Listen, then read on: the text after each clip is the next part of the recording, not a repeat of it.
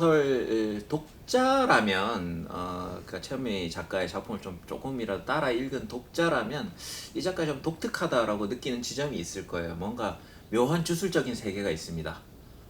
그리고 종교성이 좀 깊이 느껴지는 실제로 작품에도 그런 게 좀 많이 드러나기도 하고요. 그래서 그 지점 뭔가 평범한 생활인데도 신화 같은 게 얽혀 들어온 것 같은 느낌? 그게 최은미 작가가 가지고 있는 다소 독특한 지점이라고 생각이 되는데 그것뿐만 아니라 뭐 혈연, 필연, 핏줄 뭐 이런 걸로 혈연, 필연 이어지는 병적인 기질 이런 것들이 가족적 이야기면서도 또 주설적인 느낌으로 주는데 최은미 작가 그리고 있는 이 가족 그 다음에 이 가족 내에서 가족 내부를 포착하는 혹은 뭐 여성과 여성의 관계를 포착하는 이 독특한 시선에 대해서 한번 이야기를 해볼 필요가 있을 것 같습니다. 요거는 박건 선생님. 저는 이제 이 운내라는 작품을 가지고 좀 얘기를 하고 싶은데요. 여기 보면 운내라는 작품이 저는 읽으면서 굉장히 좀 다른 작품에 비해서 좀 튄다라는 생각을 좀 많이 했어요. 그러니까 이 작품 자체가 굉장히 종교성이 강하고 그 엘리아데라는 사람 종교학자가 이제 성과 속이라는 얘기를 많이 했었는데 이 성스러운 것과 속스러운 것이 교차하는 그런 방식으로 되게 관념론적인 그런 공간을 설정해 놓고 거기를 이제 어떤 소녀 두 명이서 약간 친밀성을 쌓아가는 그런 이제 이야기인데 사실은 그 앞뒤에 나오는 다른 소설들 그 최은미의 이제 표제작인 이 눈으로 만든 사람이라든가 이런 것들 보면 되게 일상적인 지금 아이를 키우는 그 자녀가 있는 이제 유부녀의 전형적인 삶을 굉장히 리얼하게 그리는데 이 운내라는 작품 같은 경우에는 굉장히 현실에 존재하지 않을 것 같은 그런 공간, 시공간이거든요.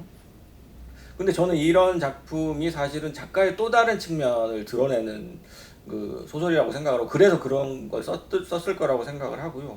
과연 이게 어떤 의미인지 저도 읽으면서도 많이 좀 고민을 많이 했었는데 제가 봤을 때는 이런 이제 주술적인 공간 그리고 뭐 약간 성스러운 것과 속스러운 것이 교차하는 공간 같은 것들이 일종의 최은미 씨가 이 작가가 가지고 있는 굉장히 합리적인 일상적이고 합리적인 그 굉장히 냉철한 측면들이 있는데 그런 거에 반대편에 있는 굉장히 원초적이고 굉장히 관념적이면서도 원초적이고 되게 말로 인과성으로 설명되지 않는 운명론적인 세계. 그러니까 자신의 상처 같은 것들도 사실은 아까 그 신경 선생님 말씀하셨지만 벽장에서 나와서 내가 이런 사람이다라고 폭로를 했을 때 사람들이 거기에 대해서 네가 이렇게 해서 했구나라고 이해를 해줘야 되는데 그렇지 않잖아요. 그렇게 되면 사람이 어떻게 되냐면 이거는 내가 그냥 설득을 해서 되는 게 아니구나. 합리적인 어떤 차원에서 설명될 수 없는 것이구나라고 생각을 하게 되고 굉장히 이제 일종의 종교적이고 운명론적인 차원의 생각으로 이제 가게 되는 경우들이 되게 많은데 그런 면에서 사실은 어떤 말로 설명될 수 없는 인과적으로 설명될 수 없는 어떤 불가해한 고통 그런 고통이 처음 잉태되었던 공간 이런 것에 대한 어떤 상상들도 이 작가가 했을지도 모르겠다는 생각이 들고 그래서 본인이 가지고 있는 굉장히 합리적인 사고방식 타인이 어떻게 생각하는지 많이 알고 있는 그런 이성적인 세계 최은미 월드와 반대편에 있는 숨겨져 있고 굉장히 좀 뭐라고 해야 되죠 물밑에 있고 알 수 없는 그런 공간으로서의 어떤 공간이 형상화된 곳이 바로 운내라는 공간이고 여기에서는 사실은 굉장히 속스러운 막 100에 5만 원 뭐 이렇게 가격이 붙어져 있지만 사실은 또 무슨 피를 맑게 한다든 뭐 이런 말도 안 되는 사이비의학 같은 것들이 뭐 아무렇지 않게 통용되는 그런 굉장히 혼란스럽고 어두운 카오스적인 공간이 또 한편에 이제 거울상으로서 있지 않나. 그래서 그것이 결국은 전체적으로 다 합쳐져서 최은미 세계를 이루고 있지 않나 그런 생각을 좀 해봤습니다. 박 선생님. 저는 어떻게 보면 그런 면모들이 앞에 합리적이고 어떻게 보면 그런 그 여성의 일상에 주목하고 있는 작품들에서도 연속적이고 부분적으로 나타난다고 생각이 드는 게 그러니까 이 죄에 대한 인식 같은 것들도 그렇다는 거죠. 그러니까 이런 것들이 뭔가 명확하게 설명 가능한 것이 아니잖아요. 예를 들어서 눈으로 만든 사람에서도 그 사촌인 강민서 맞나? 강민서가 결국에는 이런 어떤 끔찍한 병을 앓고 있는데 이 병의 기원이라고 하는 거는 설명 불가능한 거거든요. 근데 강중식은 거기에 대하여 죄의식을 느끼고 있어요. 그러니까 이게 사실은 인과적으로는 잘못된 인과관계인데도 불구하고 강준식이 거기에 대해 죄의식을 느끼게 되는 건 자신의 어떤 혈연의 문제, 핏줄의 문제가 대물림되고 있다라고 하는 거. 뭔가 그리고 거기에 안에 숨겨져 있는 자신의 죄과가 자기 아들을 통해서 발현될 수 있다라고 하는 종류의 주술적 믿음 같은 것들이 여기에도 포함되어 있는 거거든요. 그러니까 이런 것들이 표현되는 영역들에서도 보면은 최은미 소설 안에서 약간 운명론이나 결정론 같은 것들이 작동하고 있는 부분들이 분명히 있는 것 같고, 그런 것들이 왜 작동할까라는 거를 좀 생각을 해보면 이게 이제 상담 분석으로는 도저히 설명할 수 없는 이제 자신의 트라우마나 과거의 끔찍한 기억에 대한 문제를 다른 방식으로 설명해 줄 수 있는 논리적 기원이, 논리적 형태가 여서가 아닐까라는 생각이 드는 거죠. 그러니까 여기에서 보면은 대표적으로 상담 분석이 나와 내담자라는 소설에서도 등장을 하고, 아까 우리가 살펴봤던 내가 나일 그때 여기에서도 이제 상담 분석적 상황들이 등장을 하는데, 사실은 이 사람은 이제 전형적으로 어떻게 보면 락강식으로 이야기하는 속지 않는 사람인 거죠. 내담자로서는 너무나 자기 자신에 대하여 담론적으로 이미 알고 있는 사람. 그러다 보니까 거꾸로 보면은 이 어떤 상담 분석에서 하는 말들을 다 이해하고 있으면도 그것을 자신의 삶으로서 체화하거나 실현하기에는 그 정도의 믿음이 없는 사람으로서 그려지고 있기 때문에, 거기에서 필요한 뭔가 제3의 공간, 그러니까 일상성의 공간이 있고 상담의 공간이 있다고 하면 거기에서도 벗어나는 약간 지금 이제 방금 말씀하신 약간 주술화된 공간, 혹은 운명론적이고 결정론적인 공간, 이런 것들이 출현하게 되는 어떤 연속적인 이 계열이 있지 않나라는 생각도 저는 좀 들었거든요. 인과성이 귀인론으로 설명되지 않는 어떤 고통들, 불가해한 어떤 그런 상황들에 대해서 본인은 어떻게든 그걸 납득할 수 있을 만한 뭔가가 있어야 되는 거죠. 근데 그게 없으면 사람이 미치는 거거든요. 그런 어떤 기제들을 만들어내는 공간으로서 운뇌라는 어떤 주술적인 공간, 주술적이지만 완전히 또 주술적인 공간은 아니에요. 사실은 굉장히 이제 현세 속에 있는 공간인데, 그런 공간들이 필요했던 것이 아닌가 하는 생각을 막연하게 해봤습니다. 근데 뭐 정확하게 제가 읽은 건지 잘 모르겠고, 어쨌든 굉장히 좀 흥미로우면서도 좀 수수께끼 같은 그런 작품이었어요. 운뇌라는 소설. 다른 한편으로 저는 약간 이 소설의 전체적으로 어쨌거나 주인공을 사로잡고 있는 이 충동 같은 거는 이제 뭐 락강지옥으로 이야기하면 이제 프로이트적으로 이야기하는 반복 강박. 그러니까 전체적으로 이 소설의 어떤 정념이 자꾸 어떤 반복적 상황을 출현하게 하잖아요. 근데 이 반복적 상황을 출현하게 했을 때 이제 이런 것들이 이제 그 혈연의 문제로서 반복되기도 하고, 대물림의 문제이기도 하고, 그래서 어떤 이제 그러니까 남성적 계열들은 특히 보게 되면은 서로 다른 사람들이고, 사실은 나에게 직접적으로 폭력을 저지른 사람과 나의 동생 혹은 나의 고향 아는 오빠는 사실 다 다른 남성인데도 불구하고 이 사람들은 조금씩 연결성들을 가지고 있죠. 그러니까 이 사람을 통해서만 이 사람이 다시 환기되잖아요. 그러니까 창룡이 오빠가 우연히 장례식장에서 내 삼촌을 만났고, 삼촌을 만났으니까 나에 대해서 궁금해서 연락했고, 연락하다 보니까 동생하고 같이 가게 됐고, 근데 이 관계성들이 뭔가 다르면서도 어떤 차이가 있지만 계속 반복되고 있는 상황들을 만들어내는데, 이 반복적 상황들이 사실은 이제 이 소설 안에서 주인공이 겪게 되는 어떤 돌발성, 그러니까 어떤 행위의 돌발성이나 결국에는 터지게 되는 어떤 충동적인 이 폭발 같은 것들로서 표현될 때에는 뭔가 이제 락강 정신분석 이야기하는 그런 의미에서의 이 죽음 충동 같은 것들이 표현된다라는 생각도 들었어요. 그러니까 죽음 충동이라는 게 무슨 거꾸로 여기에서 종교적인 의미에서의 열반이나 해탈이나 이런 게 아니라, 사실은 내가 통제할 수 없는 내 안에 어떤 것이 외부로 드러나는 거잖아요. 표현되고 내가 통제할 수 없는 나의 신체 일부분이 움직이거나, 내가 통제할 수 없는 어떤 폭력성이 나도 모르게 돌발적으로 폭발한다거나 뭐 이런 방식으로 표현되는 것들이기 때문에, 그런 것들도 사실은 이 소설들 안에서 굉장히 좀 중요하게 근데 제가 보기에 여기 소설 속에 죽음 충동의 인물들이 사로잡혔다라고 봤을 때는 그 죽음 충동은 오히려 더 소멸에 대한 욕구죠.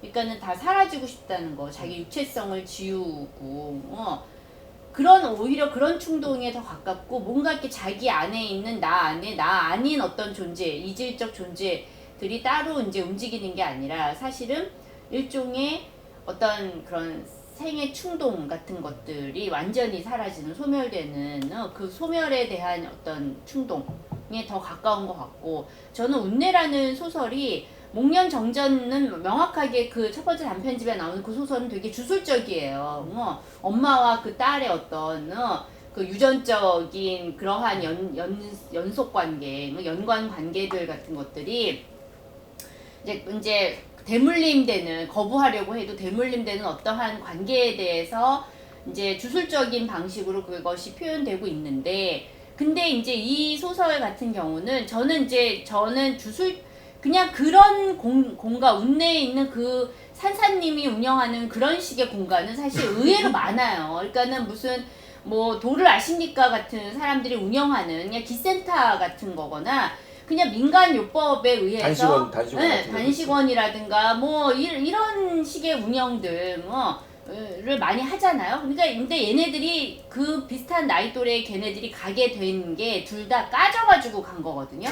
근데 그 까졌다라는 표현이 정확히 뭔지는 잘 모르겠어요. 과거에 근데 어떤 사건으로 어떤 사건이 있었는지 모르겠는데 어쨌든 나는 굉장히 식탐이 있는 애고 내가 이제 무슨 초코파이 20개 먹으면 20개만큼의 죄책감을 가지는 애란 말이에요. 그러니까 얘는 뭐 때문인지 모르겠는데 어떤 식탐을 가지고 있는 애고 그 같이 있는 그 여자애 같은 경우도 뭔가 자기도 이제 까져갖고 온 애들이고 까진 애 둘이서 일종의 말 잇기 놀이 같은 걸 하는데 이때 이 말이라는 게 여기서도 보면은 중간중간에 이게 뭐 제목이 운내인데 운내나 라는 식의 표현을 쓴다든가 아니면은 뭐 됐다 돼했다 뭐 뭔가 돼했어 뭐 어떤 날은 뭐 쓰리쓰리하다라든지 뭐 인도 아시아 사이다 오 땡큐 뭐 이러고 이제 그 앞에 뭐 티귿이 뭔지 모르겠는데 뭐 토 나올 것 같다 그러니까 어떤 그 군복 입은 그 아저씨를 보면서 그러니까 그 산사님의 그 뭐라 그래야 되지 아무튼 시동생인 거잖아요 나중에 알고 보면 시동생이 아니라 그 뭐지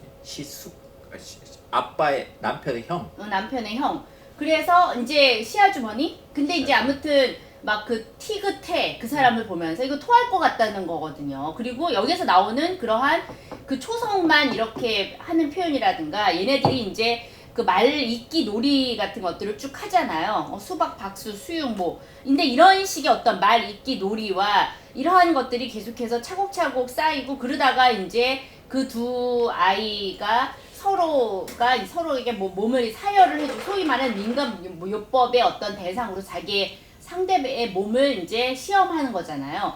근데 그렇게 하는 그 과정에서 어떤 얘기가 중간에 나오냐면은 그런 이제 뭐 군청색에 대한 얘기도 나오고 막 그러다가 갑자기 얘가 이 여자애를 이렇게 막 사열을 해준다고 하면서 그러고 나서 얘가 그 다음에 실려가잖아요.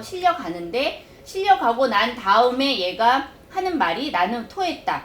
나는 나무밭으로 내달렸다. 나는 찾았다. 나는 이름을 불렀다. 나는 뛰었다. 나는 휘저었다. 이런 식의 나는으로 시작하는 그런 일형식 문장이 쭉 이어지거든요. 그래서 나는 깨졌다. 나는 기어올랐다. 나는 뭐 허우적. 나는 만졌다. 나는 먹었다. 나는 했다. 나는 썼다. 이런 식의 얘기들이 쭉 이어지면서 뭔가 자기가 받은 어떠한 정확히 뭔지 여기서 나오진 않지만 어떤 식의 그런 상처, 고통, 이러한 고통들이 서로의 이제 몸에다가 뭔가를 해주는 것을 통해서 그 까진 아이들, 사람들이 보는 까진 아이들의 이 내용에 맞게 그런 걸 하다가 이제 결국에는 그 다른 아이가 이렇게 된 거잖아요. 그래서 저는 여기에서 이 두 아이가 맺는 관계와 이 아이들이 소위 말하는 그 까졌다라고 세상 사람들이 이렇게 평가하는 두 아이들의 그 까졌음의 내용이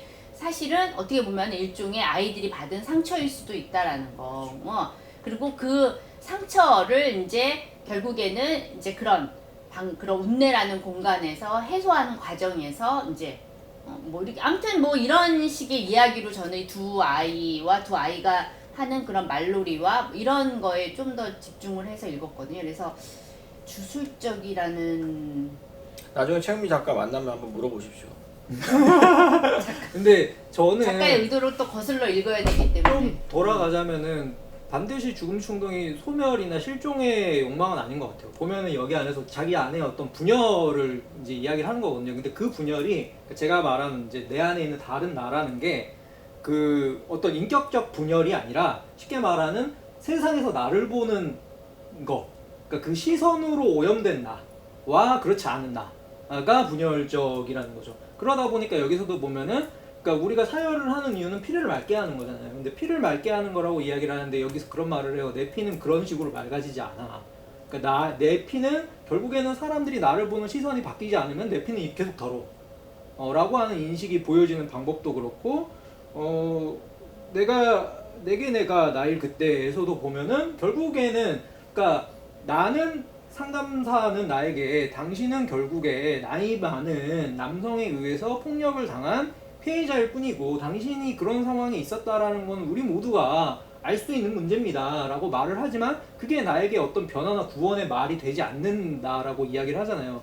그게 여전히 사람들이 나를 바라보는 시선에는 내가 어떤 이제 운내식으로 이야기하면 나는까지 나는 내 안에 있는 어떤 문란함이 있을 것이라고 사람들이 보는 시선 같은 것들이 내 안에 어떤 분열로서 계속 작동을 하고 있기 때문에 그게 이제 해결되지. 근데 저는 오히려 거꾸로 다른 게 이게 왜 죽음 충동이라는 것 자체가 원래 쾌락 원칙을 넘어서 보면은 이게 무기물로 돌아가고자 하는 욕구인 거잖아요. 그러니까 무기물이라는 거는 아무것도 하지 않는 세포 분열이 안 되는 어떤 그러한 상태로 돌아가고자 하는 거고, 그리고 여기에서 얘네들이 계속 피를 바꿔서 뭔가 이렇게 새로운 사람이 되고 싶은 거고, 지금의 나의 존재가 어느 순간에서는 이렇게 끝나고 다른 그 이전의 어떠한 상태로 돌아가고 싶다는 그런 욕구가 있는 거죠. 근데 그 돌아가고 싶다는 거 사실은 불가능한 거잖아요. 이 소설에서 보면은 죽거나 돌아가기 위해서는 죽어야 되는 사라지거나 는 이거 자체가 불가능하다는 거. 그게 결국에는 이 성인이 된 이 최현미 소설의 여성 인물들은 결국에는 그게 안 된다라는 거. 상처받기 이전으로 돌아갈 수 없다는 것. 그것을 끌어안고 그렇게 이제 그런 기복이 심한 우울증 환자처럼 사는 거죠. 어떻게 보면은. 그렇기 때문에 약간 그런 식의 막 자기가 그렇게 사라지고 싶은 게 아닐까요? 저는 그러니까 사실 이 작품을 보면서 산만하다고 느낀 이유는 지나치게 일상을 미시적으로 막 잡아내고 있는 그 어떤 부분은 오히려 그렇게 잡아내는 일상 때문에 예를 들어 내가 뭐 그 소설 같은 경우에 DN이란 존재 때문에 또 저는 조금 헷갈렸거든요. 이 사람 왜 나오는 거지? 뭐 이런 느낌이 드는 인물과 장면과 묘사들이 불쑥불쑥 나와서 정돈되지 않았다는 느낌이 자꾸 들었던 거예요, 소설을. 근데 또 한참 운내는 사실 제가 잘은 못 읽었는데 저는 이렇게 생각이 들어요. 운내랑 11월행은 좀 연결지어서 볼 필요가 있지 않을까. 왜냐하면 이 운내나 11월행이나 둘 다 여성 공동체를 다루고 있거든요. 운내도 맨 마지막에 보면 결국은 그 산주를 모시고 산 사람 나예요. 네. 산주가 뭐 한 것도 없는데 결국은 그 산주한테 돈을 받아서 모시고 사는 것도 나고 방한칸을 또 비워놓잖아요. 근데 그 방한칸이 꼭 그 친구를 위한 방한칸 같거든요. 어릴 때 그 뭔가 사혈을 한다는 게 결국 정화시킨다는 거잖아요. 정화에 실패한 거죠. 알부민을 너무 많이 먹었든지 정화에 실패를 한 거잖아요. 그래서 알부민 수면제인가? 모르겠어요. 근데 어쨌든 그 하나는 여지로 남겨둔다는 거잖아요. 그러니까 사실은 같이 있는 거예요. 제가 볼 때는 그 방한칸과 산주와 내가 같이 있는데 뭐만 없냐면 그 아저씨가 없는 거죠. 군복 입은 아저씨들이 없는 거예요. 군복 웃돌이, 우아기. 네, 그 군복 우아기는 또 그 산주의 남편과 연결돼 있는 사람이잖아요. 그러니까 우아기에서 오듯이 이 사람은 강렬한 남성이죠. 뭐 그 얘기밖에 안 하잖아요. 토할 것 같아. 토할 것 같아. 그래서 가만 보고 있으면 결국은 어떤 공동체를 구성하는 것처럼 느껴져요. 근데 11월행도 그렇거든요. 외할머니, 어머니, 딸 이 세 명이 가잖아요. 가고 템플스테이. 템플스테이에 가서 근데 묘한 그게 있어요. 11월 11일에 다요. 여성끼리만 연결이 돼요. 음. 예, 빼빼로 돼 별거 아니지만 아 나도 초등학교 때 그거 했어라고 하면서 여성들만 아는 어떤 사인들이 있더라고요. 그래서 제가 생각컨대 이거는 뭐 이 소설을 페미니즘 소설이라고 보고 싶지는 않아요. 근데 작가가 나름대로 어떤 치유의 공간, 일상으로 막 밀고 들어오는데 일상이 폭력이 막 여러 가지로 흩어져 있고 뭔지 모르겠지만 막 밀고 들어오는데 그 밀고 들어오는 곳에서 숨 쉴 수 있는 공간들이 뭘까를 생각을 해봤을 때 이런 어떤 여성 공동체적인 공간 이런 것들을 생각하고 있었던 게 아닐까. 그러니까 그런 다른 느낌이 들더라고요. 한편으로는 이 여성들이 고통받는 것도 혈연과 핏줄 때문인데 또 다른 한편에서는 또 혈연과 핏줄에 또 집착하는 면들이 있잖아요. 이 여성들이 그런 면에서는 나에게 고통을 준 게 혈연 핏줄이기도 하고 또 다른 의미에서는 거기에서 발견할 수 있는 또 다른 치유의 가능성 같은 것들도 있는 거죠. 근데 11월 행은 그거는 거기에서 핵심은 사실은 그 빨간 텀블러를 그 이제 문이 닫힌 그 산사라고 해야 되나 아무튼 거기에다가 놔두고 오는 거잖아요. 근데 알면서도 얘가 이제 사실 그게 무슨 어떤 상징적 의미가 있거나 얘 삶에서 이게 소중하거나 이런 건 아니에요. 근데 어쩌다 보니까 자기가 계속 들고 다니게 되는 어떤 그런 일상의 소품 같은 건데 그런데 어떤 면에서는 우리는 이제 그런 것에 뭔가 어떤 의미 부여를 하고 그거를 계속 이제 한번 가지고 있었고 그러니까 계속 그것을 끝까지 갖고 그거야말로 다녀야 약간 되고 주술적이죠. 근데 사실은 이제 그거를 거기에다가 꺼내 올 수 없는 그곳에다가 놔두고 오는 거 근데 이거를 이 사람이 맨 처음에 11월 행의 맨 처음 문장이 바로 그렇게 시작을 하거든요. 그러니까 자기가 이제 무슨 뭐 소중한 어떤 것을 거기에다가 놓고 올 줄은 뭐 그때는 몰랐다 뭐 이런 식의 얘기를 이제 여기 앞부분에 하거든요. 근데 뭐 텀블러가 뭐 그렇게 소중하겠어요. 그러니까 어떻게 보면 그 텀블러와 같은 우리 삶에서 뭔가 어떤 상징화의 유혹이 있지만 사실 별거 아닌 근데 우리는 알고 보면 그런 거에 좀 매달려서 사는 그러니까 라이너스가 끌고 다니는 이불 같은 게 있죠. 다 누구에게 애착이 가는 이상하게. 그러니까 그런 거를 그냥 내려놓는 거고 또 오히려 저는 이 여성 공동체라는 느낌은 안 들고 왜냐면 이 엄마에 대한 뭔진 모르지만 그런 싫은 감정이 있어요. 이 주인공한테는 그 엄마와 뭔가 화해할 수 없는 서로 다른 그런 부분들이 분명히 있고 거기에서도 산사에서도 자기들한테 처음에 이렇게 안내를 해주고 뭐 해줬던 그 스님이 있잖아요. 그 스님하고 오히려 이제 더 이제 뭔가 관심을 가지고 그런 거지 이 엄마는 또 좀 아닌 것 같아요. 그 규옥이라는. 저는 반대로 11월 행 같은 경우에 어떤 식으로 읽히냐면 이게 일종의 주술에 묶여있는 사람이 주술을 끊어내는 다른 역주술을 약간 하는 그러니까 결국에는 이제 텀블러를 가지고 다니게 된 것도 어떻게 보면은 일상의 주술에 감염되어 있는 자기 자신을 이제 자각하고 끊어내고 오는 거잖아요. 그리고 여기 11월 10일이라는 숫자에 집착하는 거 그러니까 자신도 모르게 거기에 의미 부여하고 있었던 것에서 마지막 장면에서 보면 엄마 아까 11시 11분에 뭐 하고 있었어? 그랬는데 기억이 나지 않았다 라고 하는 거 그러니까 이것도 사실은 그렇죠. 11시 11이라는 숫자에 자기가 부여하고 있었던 뭔가 일상의 주술적인 것들을 마지막 순간에는 비워버리게 되는 약간 이게 주술적인 효과로부터 벗어난 탈주술화되는 그런 장면처럼 읽히기도 해요. 근데 문제는 이제 주술이 뭐냐는 거죠. 그걸 주술로서 볼 수는 없는 거고 뭔가 질질 붙어 다니는 거잖아요. 질질 붙어 다니는 건데 그게 뭘까인 거예요. 제가 볼 때 그 규옥과의 부라도 사실은 어떻게 보면 규옥이 나한테 내려온 질질 붙어 다니는 뭔가잖아요. 뭐 먹였냐 뭐 이런 거 엄마를 엄마로서 강요한 뭐 그런 거 있잖아요. 그러니까 그런 질질 붙어 다니는 것들이 그 산사를 통해서 그 뭐 조금 어려운 말로 하면 커뮤니타스 그러니까 일시적으로 절대적으로 평등한 어떤 구성원들의 공동체 그게 한번 딱 형성되잖아요. 그 산사 그러니까 마지막에 그 인스타에 단체 사진 찍은 게 이렇게 올라오는 게 그게 제가 볼 때는 처음에 그거는 텀블러는 질질 붙어 다니는 거였는데 나중에 그 텀블러는 제가 볼 때 상징 전환이 되는 것 같아요. 그래서 일종의 그런 어떤 그들 그때 당시에 잠깐 있었던 그 절대적인 어떤 평등의 평등한- 공동체, 내 딸을 안심하고에 맡겨도 될 정도의 그 절대적인 평등의 공동체, 그 안에서 그거를 상징하는 걸로 이게 좀 바뀌는 게 아닐까라는 생각이 들더라고요. 그래서 저는 그 좀 그 숨 쉴 수 있는 것이 무엇인가에 대해서 작가가 나름 답을 내리고자 했던 게 아닐까라는 생각을 했던 거예요.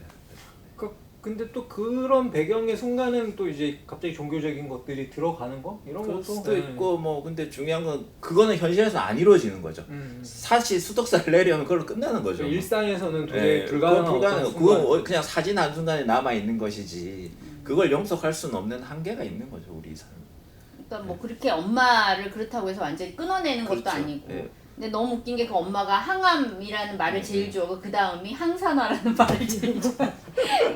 그러니까 약간 이 작가한테는 그런 일상에 약간 시니컬 아이러니한 거리감, 가족 관계에서도 남편과의 관계에서도 그렇고 남동생과의 관계에서도 그렇고 그런 아이러니한 거리감 같은 게 있어요. 시선이 있고 그래서 그런 부분들이 재밌고 그래서 아까 제가 처음에 이제 뭐 족같이 쓰는 그런 소설이라고 얘기를 한 거는 나쁜 게 아니라 우리가 어떠한 부정적 상황에 대해서 막 나쁘게 부정적으로 그렇게 얘기하는 것도 아니고 그런데 그것을 얘기를 또 안 하는 건 또 아닌 거잖아요. 얘기를 하되 그거를 너무 지나치게 미학화하지 않으면서 하고 싶은 얘기를 하는 그런 방식인 게 아닌가 그런 생각이 든다는 거죠. 이거는 그냥 여담인데 저는 약간 무슨 느낌도 드냐면은 이게 우울과 어쨌거나 큰 틀에서 우울증이잖아요. 우울증의 어떤 현상을 다루는데 과학적이 어떻게 보면은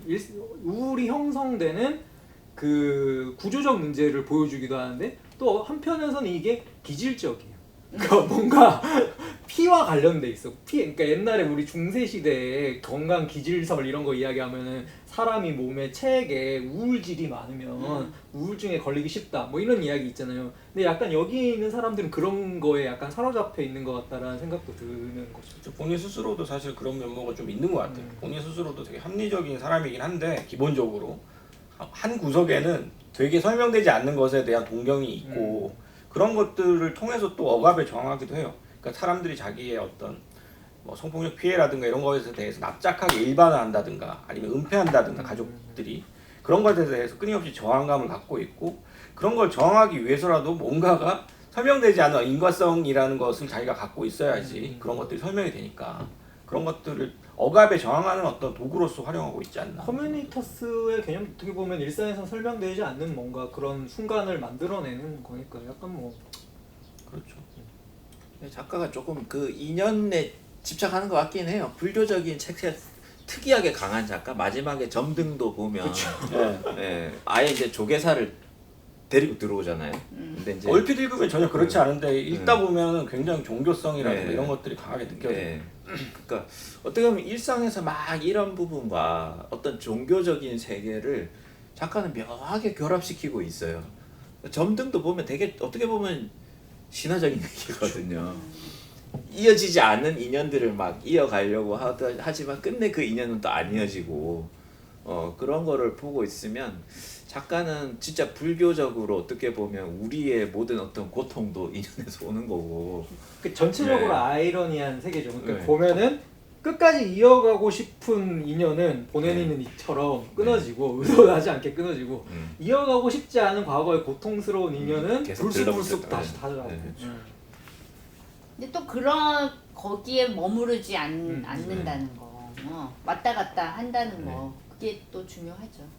그게 그러니까 장편도 있잖아요. 9번째 파도, 거기도 좀 불교적 색채가 있잖아요. 사이비 종교긴 해도. 그렇죠. 종교가 네. 그래서 어떤 그게 의미에서 진짜. 보면 작가 개성과 좀 닮아 있는 거예요. 작가도 좀 얼핏 보면 평범해 보이지만 이야기를 나누다 보면 독특한 지점이 있는데 지금 그런 거 인상 비평으로 넘어가는. 아니 작가 개인에 대한 작가 인상 비평? 개인적인 얘기를 해보면 몇 안 된 작가라서. 아, 근데 느낌이 이 작품들도 그런 것 같아. 이 작품들도 보고 있으면 목련정전은 너무 강렬했는데 처음 읽을 때부터 너무 강렬했는데 이 작품은 읽다 보면은 좀 그런데 산만한 것 같기도 하고 너무 일상적인 얘기하는 거 아니야 그런 거 같기도 한데 알고 보면 다 세요 이야기가. 그러니까 무슨 느낌이냐면은 가독성은 좋아요. 가독성은 좋아서 쭉 읽게 되다가 숨 막히. 아 잠깐 쉬었다 읽어야지 이렇게 딱 내려놓게 되는 그런 면이 있습니다. 난 한 번도 숨 막히지 않았는데. 숨을 그것이 호흡기가 좋으신가 봐요.